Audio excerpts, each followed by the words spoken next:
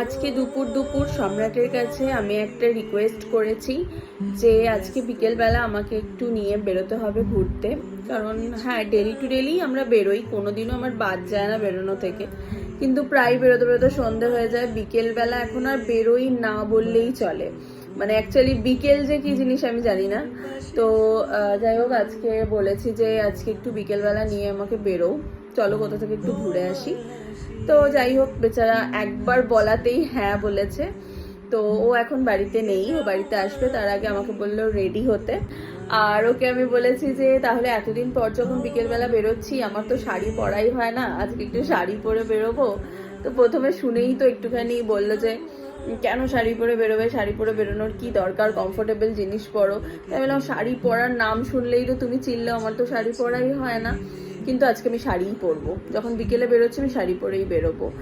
তো এর আগেও শাড়ি পরা হতো না, বিয়ে হয়ে গেছে তাও শাড়ি পরতে পারছি না, তো আজকে শাড়ি পরে বেরোবো ভেবেছি।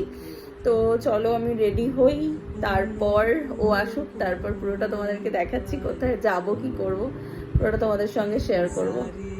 আচ্ছা, এত শাড়ির মধ্যে আজকের জন্য স্পেশালি আমি এই শাড়িটা পেয়েছি, মানে ভেবেছি এই শাড়িটা পরবো। তো এই শাড়িটা অ্যাকচুয়ালি আমার খুব একটা ফেভারিট শাড়ি বলতে পারো, কারণ আমার খুব, জানি না কেন আমার খুব পছন্দের, খুব কমফোর্টেবল, খুব নরম। তো ভেবেছি এই শাড়িটা পরেই বেরোবো। তো চলো পরা যাক আগে। এই তো আমি রেডি হয়ে গেছি, কেমন লাগছে আমাকে? নতুন বউ কি একটুখানি লাগছে শাড়ি পরে? আমার তো লাগছে, কারণ আমি তো শাড়ি পরি না। হঠাৎ করে শাড়ি পরলে আমার একটু নিজেকে নতুন বউই ফিল হয়। আমি রেডি হয়ে গেছি, কিন্তু এখনো পর্যন্ত ওনার আসার কোনো রকম পাপবালাই দেখতে পাচ্ছি না, আমি ভাব দেখতে পাচ্ছি না।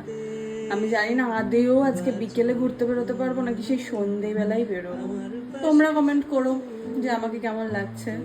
দেখো শাড়িটা পরে কিন্তু ভালোই লাগছে না? এই যে দুজন মিলে রেডি হয়ে গেছি, চলো এবার বেরোই, দেখা যাক কোথায় যায়। এখনো পর্যন্ত জানি না। আচ্ছা, আমাকে কেমন লাগছে সেটা তো বললে না।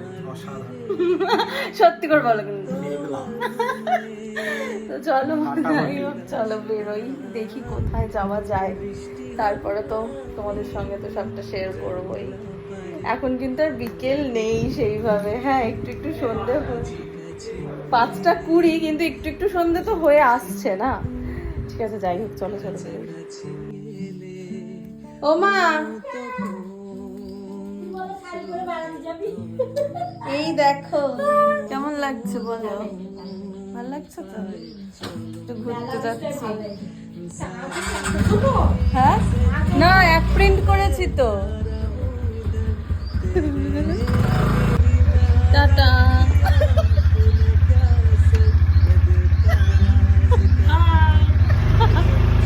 আসছি। এই আমরা এখন হাই রোডে দাঁড়িয়ে দাঁড়িয়ে অনেক ছবি তুলেছি, দেখো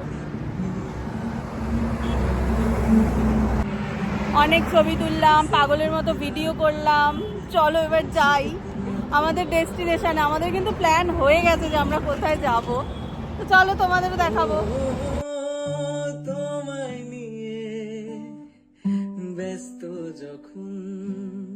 আচ্ছা, আমরা তো চলে এসেছি, ভাবলাম একটুখানি কিছু বেরিয়েছি যখন খাওয়া দাওয়া করে আসি।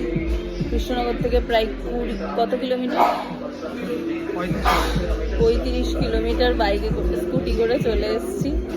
মোটামুটি ঠান্ডা ভালোই ছিল, ঠিক আছে। অন্য কিছু আমি শুনতে না পাই তোমার হাতে। এখন তো বাজে 6:30 বাজেনি, কিন্তু এখন এখানে এসে কি অর্ডার দেবো বুঝতে পারছি না। তখন থেকে মেনু কার্ড দেখেই যাচ্ছি, কিন্তু 6টার সময় যে কি খাবো, এখন তো চা খাওয়ার সময়, এখন খাবোটা কি সেটাই ভাবছি। ভেবে চিনতে তারপরে ডিসিশন নেব কি অর্ডার দেওয়া যায়।